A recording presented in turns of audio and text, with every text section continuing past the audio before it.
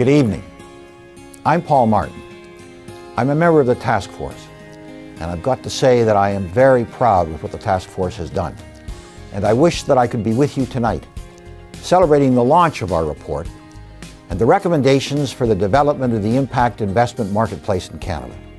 The spirit in which the recommendations were written has been the same spirit that has driven my work and certainly the work of so many others over the course of the last number of years. Why was there a need for such a task force in Canada? Well, I think you know as well as I that we may well be on our way out of the worst recession since the 1930s. But we cannot pretend that the effects of this recession won't be felt for quite some time to come. You cannot experience massive job losses and the subsequent insecurity it causes without deep gouges in the social fabric of the nation. Currently, our needs are great, and government funds are scarce. So the question is, what can we do about this? Well, on the task force, we believe that the answer lies in entrepreneurship. If business entrepreneurship, as I believe it is the font of creativity and innovation, then why wouldn't it be the same for the social entrepreneur? Why wouldn't they benefit from investment incentives? The social activist feels the same kind of obsession to help out, to create, to build. But the social activist, the social entrepreneur needs the same kind of access to capital that the business entrepreneur needs.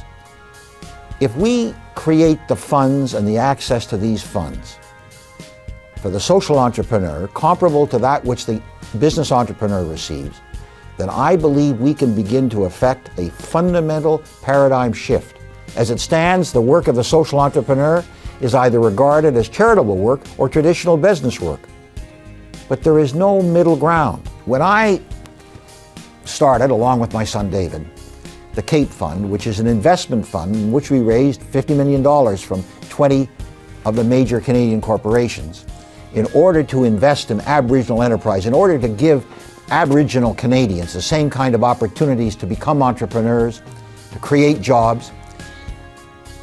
And I went out and talked to the investors, all of whom I must say invested quite quickly and understood exactly what we were trying to do.